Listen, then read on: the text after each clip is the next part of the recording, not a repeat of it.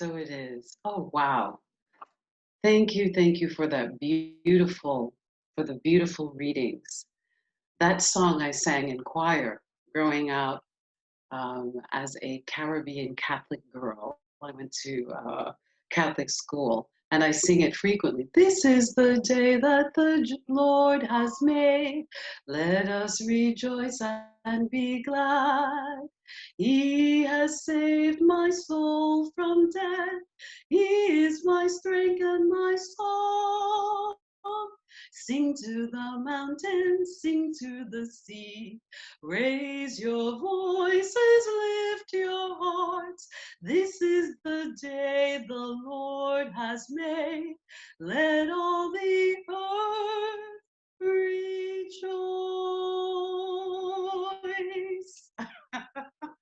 Oh, that reminded me of that. Oh, my beloveds, my beloveds. I am so grateful and honored to be here with you today. And Raleigh, I also want to, just a technical thing, want to make sure that I can share my screen. May I? Because it says host has disabled participant screen sharing. So I just want to make sure that possibly if I could share my screen, that would be great. If not, as I was, oh my gosh, my beloveds, what a 2 week span of time. What a time on the planet. What a heartbreaking, challenging time. What a troubled time. As New Thought Truth students, we don't deny the appearance of what is happening, but we hold the truth of reality. And the truth of reality is that God is the same yesterday, today, and tomorrow. No matter what is happening, we can be of good cheer. I know that sounds irrational for some. It sounds like utter denial for others. And yet, spiritual teachers, gurus, elevated and awakened ones, the Buddha, Christ Jesus, the mothers and fathers of humanity who have led us, the master teachers, the shamans, the priests, the priestesses, have all told us this metaphysical truth, which in fact is power. Be of good cheer, no matter what may be occurring. So in John chapter 16, verse 33, and as I approached this sermon, I began to see 33 everywhere. 33 is the master number, as you know, I love numerology. 33 is the master number that represents the Christed one, the awakened one.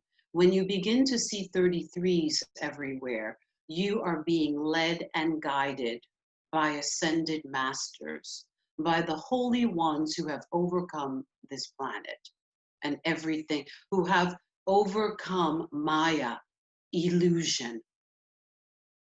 So we don't deny what is happening, but we know that we are called as spiritual beings having a human incarnation, that we are called to rise above, to awaken to the truth of God with every breath, with every thought, and with every emotion. The Master Jesus, the Master Teacher, our way shower, one of our many ways showers, reminded us to be cheerful no matter what. So, of course, as I'm doing the dishes, that seems to be the place where I receive guidance. I received this verse. I have told you these things so that you may be in peace. John 16, verse 33. In this world, you will have trouble. In this world, you will have trouble and tribulation. But take heart, be of good cheer, for I have overcome the world. Theseos is the Greek word for be of good cheer. It is be of good cheer is the translation of the Greek word theseos. And theseos actually means to have courage, be of good courage, be of good comfort. I have overcome the world. And what is this I? Who is this I? This I is the I am presence within every single man, woman, child on the planet. Jesus of Nazareth had awakened and awakened to his I am presence.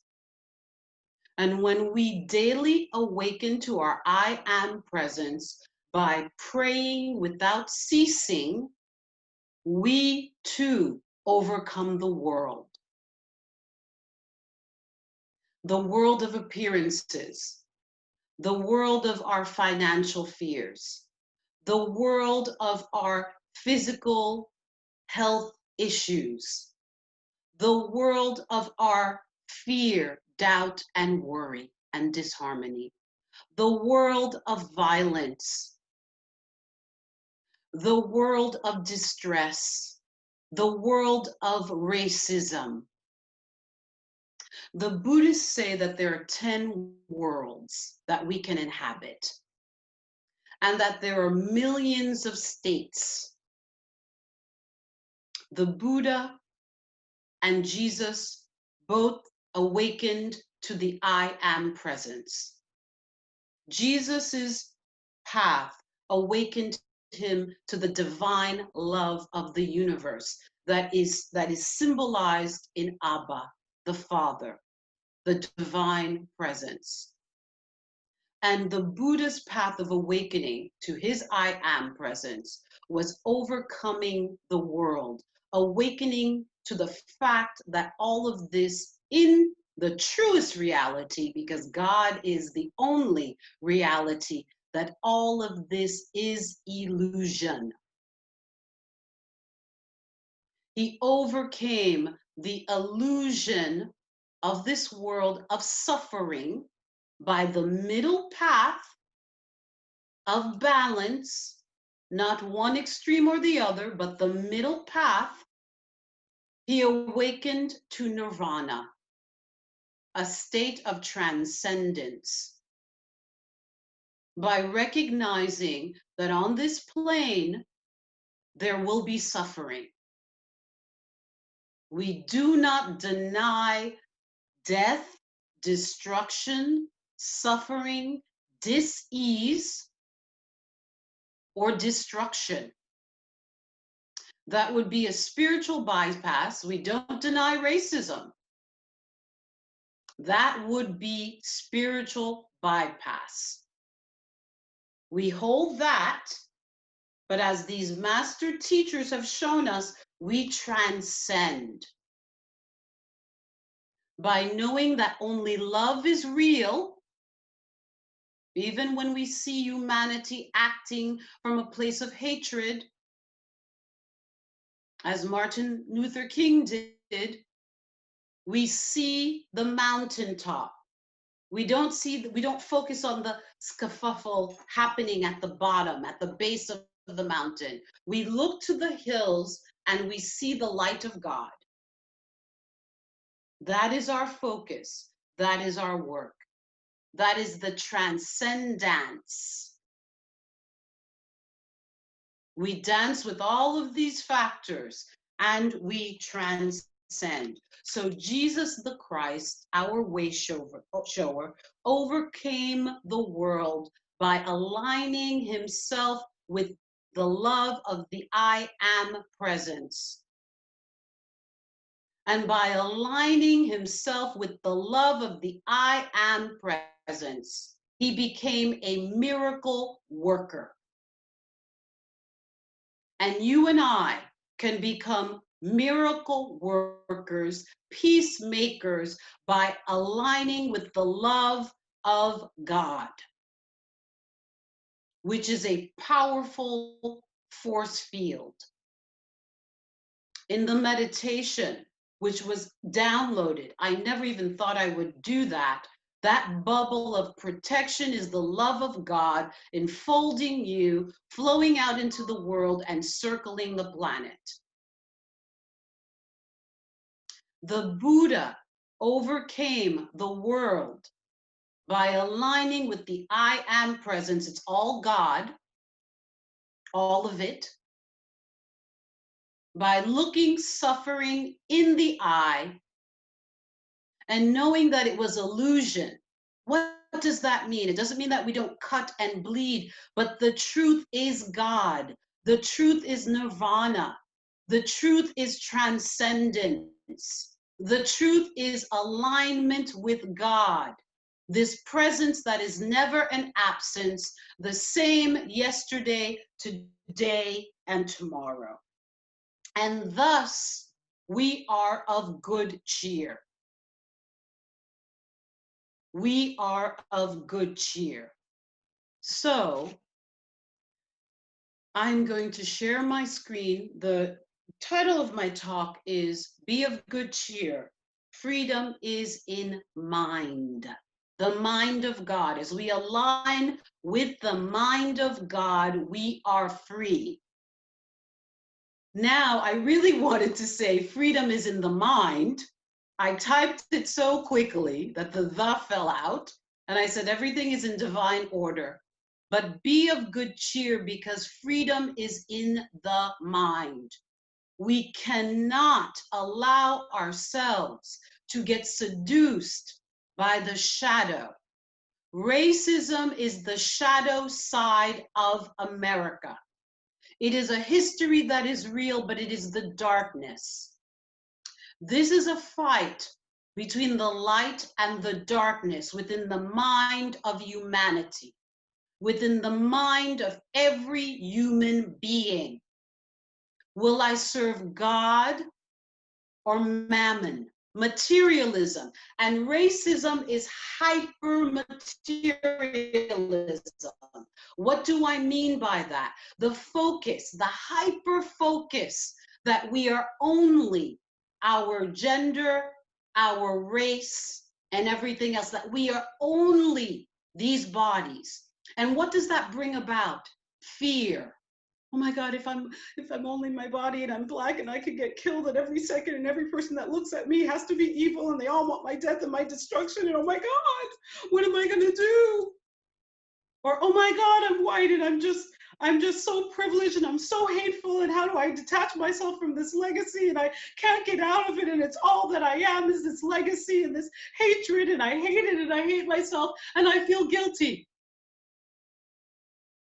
This dance that we're all doing, that we are our races and our bodies and our genders, and oh, I'm a woman, so I'm oppressed, and it's not going to be easy because men get everything and I can't get anything. Or I'm Haitian and my country is designated as a Western third world, demolished, destroyed, poor, grief-stricken, horrible place of AIDS and sickness and death. Hyper-materialism that makes us think, that this is all we are. We don't deny that we are in these vehicles, but we are not just these vehicles. And that is my message to you today, because the shadow side of this society, of this America, would make you believe that you are your bank account, that you are your dis-ease, that you are your race, that you are your gender, that you are your class, and that's all you are. And if my ancestors had believed that all they were slaves, and that's all they were, there would have never been a revolution in Haiti.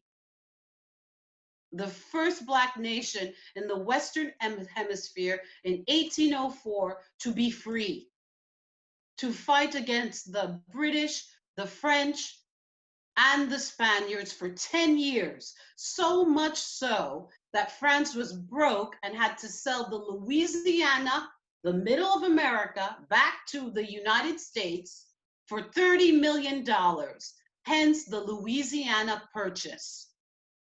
Because if France had not gone broke by losing its pearl, its richest colony, Haiti, America would be a country with a French nation or French colonial presence in the middle of America. They were so broke, they needed to make money off of that area and sell it to the US. Know who you are. Be of good cheer. Know that there will be trials and tribulation, but only through the I am presence can you overcome this world. It's not to deny we're in these bodies. I'm this vehicle and I am a holy child of God, a transcendent being, eternal and everlasting, because my parent, God, infinite intelligence, is forever and ever and ever. So I will share my screen in the hopes that I can, can I get, attends, I'm so sorry. Basic advanced. Okay, so I'm going to skip that because I can't get to it. I had a feeling I may not be able to. And as we embody this, so what does my brothers and sisters, what does that mean? Be of good cheer. I have overcome the world. Metaphysically, overcoming is dealing with life in a spiritual, with spiritual understanding. Overcoming the world metaphysically means dealing with life from a spiritual understanding and demonstrating that by keeping your eye stayed on God, you can overcome anything. Now, that can really sound nonsensical. George Floyd was killed. He was murdered.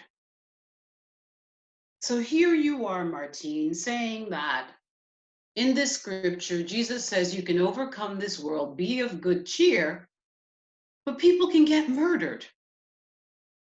Yes, I could be murdered.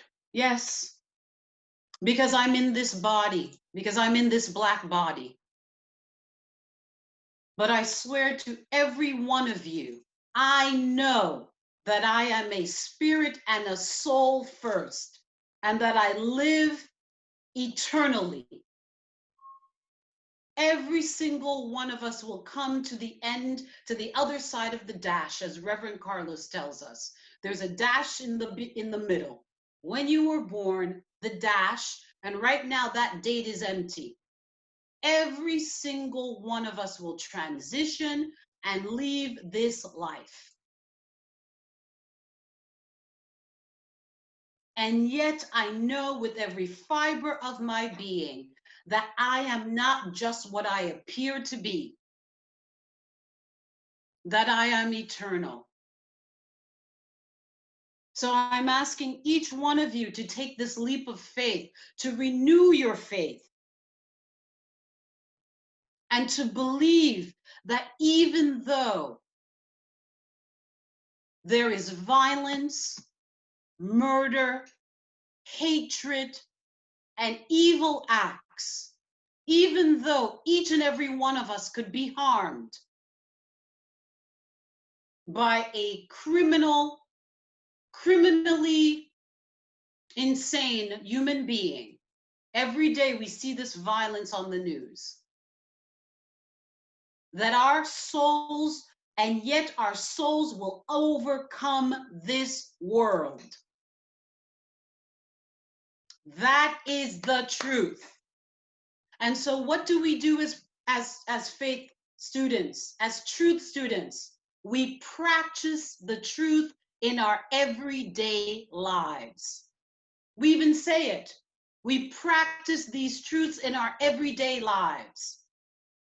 The truth is, we are not our bodies. This is just a vehicle. What do? We build the muscle of faith and we practice. My beloveds, with COVID, global unrest, racism, violence, we must practice. We must practice thesesos. We must practice thesesos. We must practice having courage. We must practice being of good cheer. With every breath, this is praying ceaselessly. As Christ, Jesus, and the Buddha showed us, we must practice affirmative prayer. We must practice meditation to overcome the trials and tribulations in this world. So what must we remember? That God is in control. We are not here to understand and know everything. I am so rational and intellectual. I want to know. I want every book and every bit of research, and I want to contemplate and study. We won't understand it all. It is a mystery. Who lives, who dies. It is a mystery. Some people will say, oh, George Floyd had a contract with God. He was meant to be a martyr. Who knows? I see it that way. But who knows? Only God knows. So we surrender to the great mystery of life. Even with your mask, even with your gloves, you don't know if you're going to get COVID. By the grace of God, I. Here with this black skin, I don't know if I'm going to be lynched up, basically, and murdered. But by the grace of God, I go. And I remember and practice that God, the knowingness, I am practicing the knowingness that God is in control. What else am I practicing?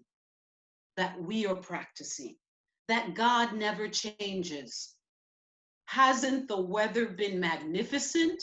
You want to sit down and laugh. It's hysterical. What irony. All of this is going on, and every tree and flower is blooming, and the birds are chirping out of control. And I've seen so many chipmunks running around playing with sparrows. This is the broadcast of God, showing us that there is eternal harmony, ever available. There is no coincidence that all of this is happening during the spring, during the season of rebirth and transformation. Nothing is a coincidence. We can choose the eternal broadcast of transcendence, or we can just focus on the shadow side and become seduced and believe everything that the fear and violence and that police officer with his knee on the neck of George Floyd wanted us to know. Live in fear. Violence and evil are the truth. And yet that is not true. We refuse to believe that this universe is a universe of fear and violence and darkness. We say no. We refute the shadows and we attune with the light of God. God never changes. We declare it, we absorb it, we embody it, we know it with every breath. The third, God will bring you through this. This is the act of victorious faith, to believe that God will bring us through this. This is faith. This is the exercise of faith. Martine, this man was murdered. There's all this violence. There's all this hatred. Racism is rearing its shadowy, ugly head. And you're trying to tell me that I should believe that God is going to bring us through this. I'm alive. My ancestors were not all obliterated. Esther's ancestors were not all obliterated. Mayim's ancestors weren't all obliterated. Anyone with indigenous blood, their ancestors were here. I'm alive today because my ancestors lived through the darkness, through the oppression, through the slavery, through the violence, through the Holocaust, through the raping and pillaging. We are still here because God brought us through. Just like Moses and the parting of the Red Sea, our miracle working divine parent will bring us through because that is the truth, the spiritual truth. So remember to be of good cheer. And in closing, I will go very quickly. I laugh at myself because I'm a very, very interesting person. I was in meditation and I was saying, well, what do I say to this congregation? I've never gone through police brutality. So I feel like I'm a Pollyanna and I'm unrealistic. And yet Spirit said, yes, you did go through police brutality. And I said, when? And I remembered I had to be 20 years old. I worked at the Christmas tree shop in Faneuil Hall. At the time, this is 25 years ago, there were rarely any Black people that went through Faneuil Hall. Boston was still pretty divisive. You felt like you had to be careful because people would come from the garden, descend to Faneuil Hall, and if you walk through, you might have some people, call you nigger and all of that. So I ended up working part-time at the Christmas tree shop. And I wasn't even a fan of Christmas, but I was looking for a part-time job and I made lots of wonderful friends. But I would get nervous sometimes walking from Government Center in and through Faneuil Hall because people coming from games, basketball games, would heckle and say racist things. But one day there was a situation happening. I was leaving work, and I guess there was a homeless guy getting beat up by some white kids.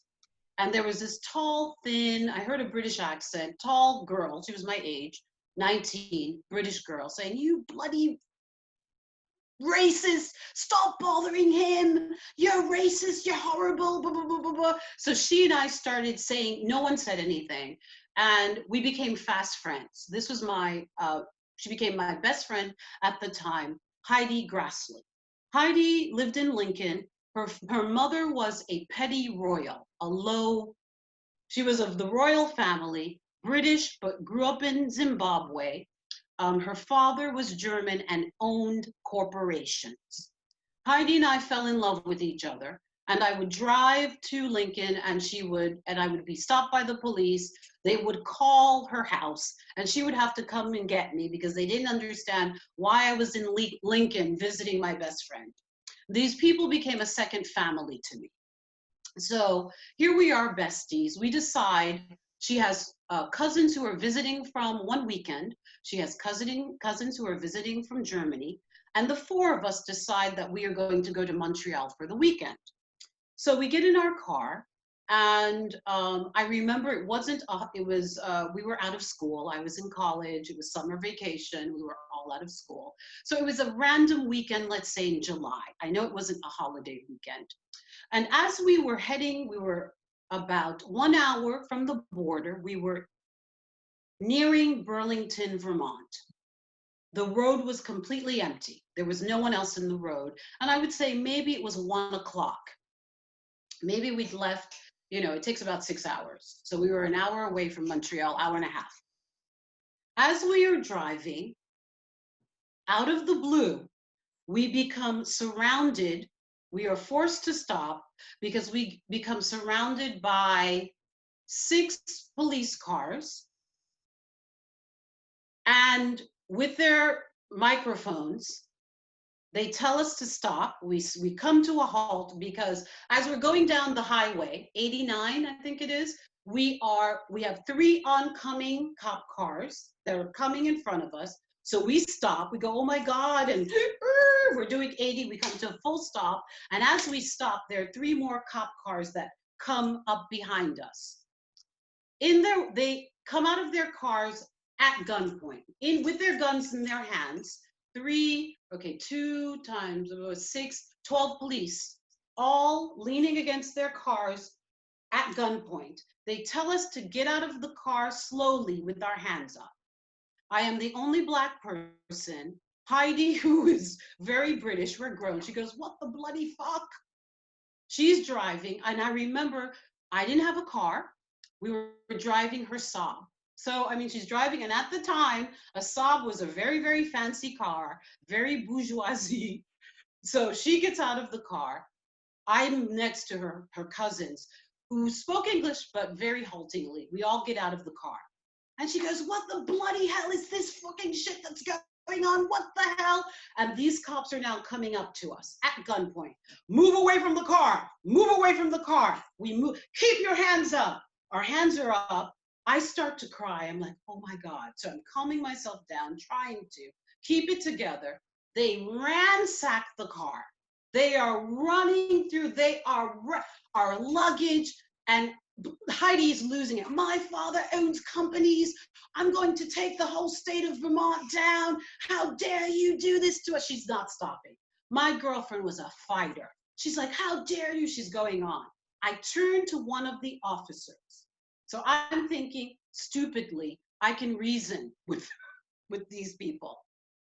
So the cops who are going through the car, about 4 of them, ripping the car to shreds, have put their guns away, but the other cops have guns on us.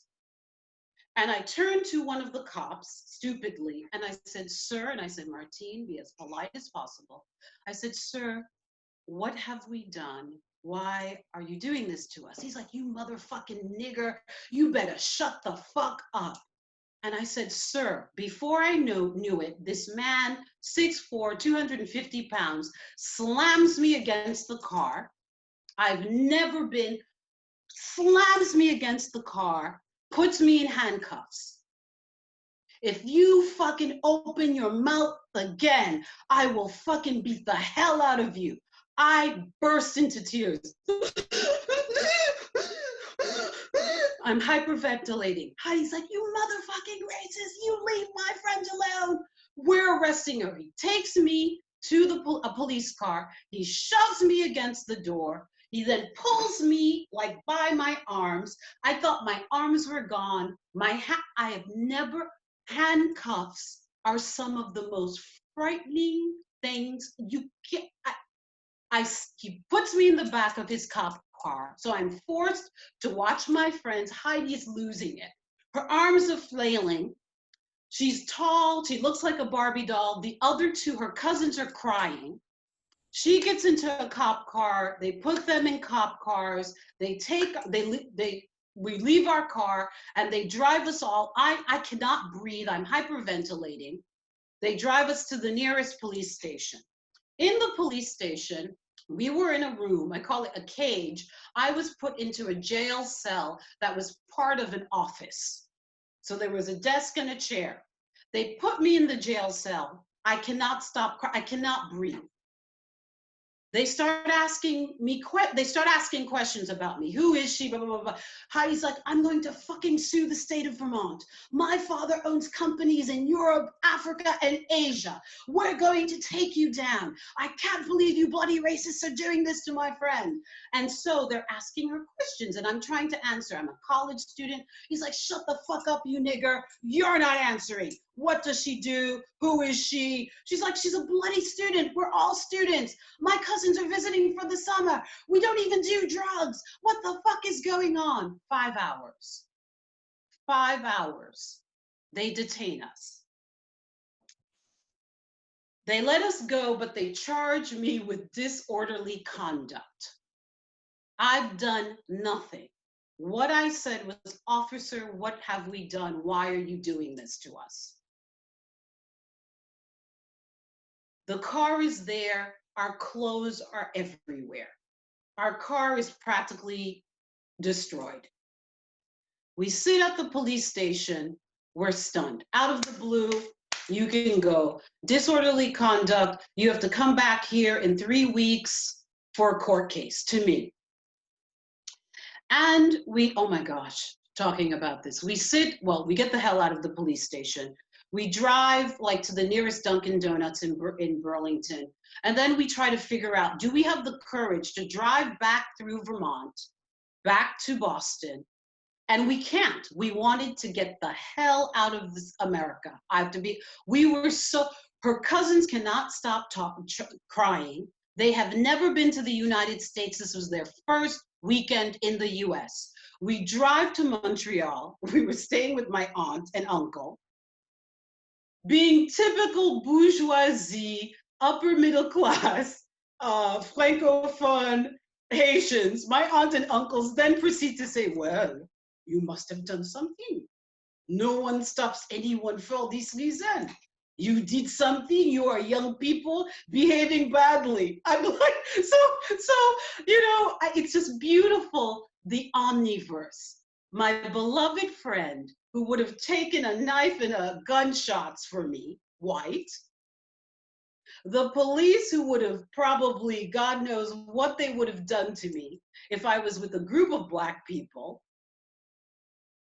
And if she wasn't there, my aunt and uncle who live in the universe that only bad people, or if you do something wrong, do bad things happen to you because they don't see themselves as Black. They live in Canada, they're Caribbean and Haitian, so racism is not this fixed reality for them.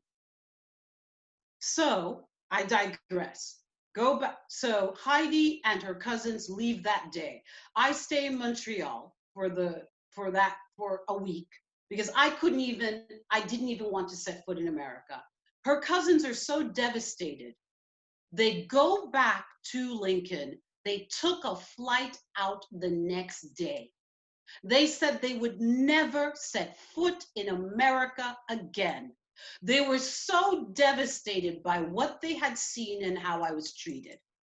So 3 weeks later, Heidi's father drove me, my mother, Heidi, and himself in his gorgeous Porsche. Thank God. I knew this girl who had horses and whose family had companies. And he hired a lawyer in Burlington. We drive up to the court. We have to wade through all these other court cases. They dropped the charges because they saw this multimillionaire white man show up with his lawyer, Heidi, myself, and my mother, and they dropped the case. That is the only reason why I do not have a police record today. And because of who I am, because of who God made me, I don't even remember this. I am not traumatized, and I am not trying to say I'm above. I have met friendly police officers. I don't even remember it. I went into meditation, and God had to remind me that I went through this. Because I've always been the weird one, vibrated above it. And because of my consciousness, I've always attracted awakened, loving people into my life. My beloved friend Heidi Grassley and I are still friends. I am going to write her on Facebook because I'd forgotten. She saved my life. She was a warrior spirit that God appointed into my life for that moment. It was devastating, but the good, this man who said to my mother and I, you will not have to pay a penny. I have more money than God. You will be represented. I will take down law enforcement, her father, in Vermont if I have to. This will not happen to you. We love you, Martine. You are a part of our family.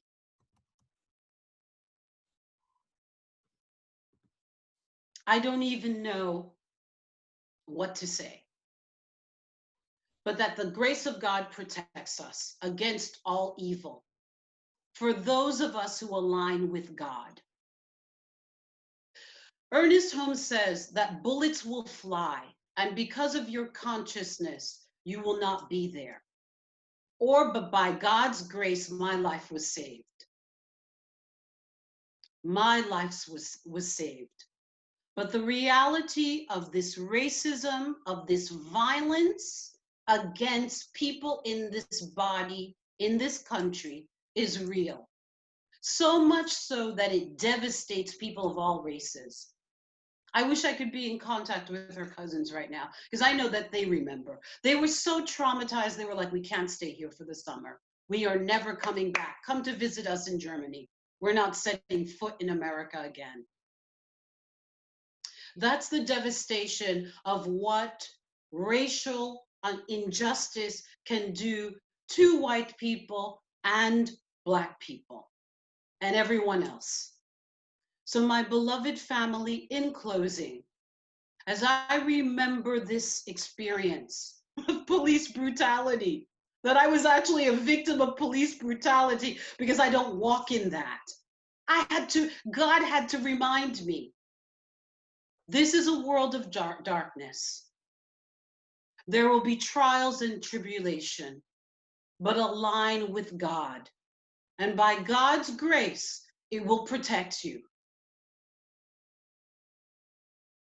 By God's grace, you will be protected. And some of us will lose our lives. It takes the beloved community, the family of humanity, to stand up and say no more. No more. It takes white people to say, I refuse to permit others to treat my Black, brown, yellow, indigenous brothers and sisters this way. You don't have to protest if you feel called, but hold the highest vision for this planet. Write about it. Communicate with your family and friends, and pray without ceasing, and be of good cheer. For we can overcome this world through our consciousness. Namaste, and so it is. I love you all.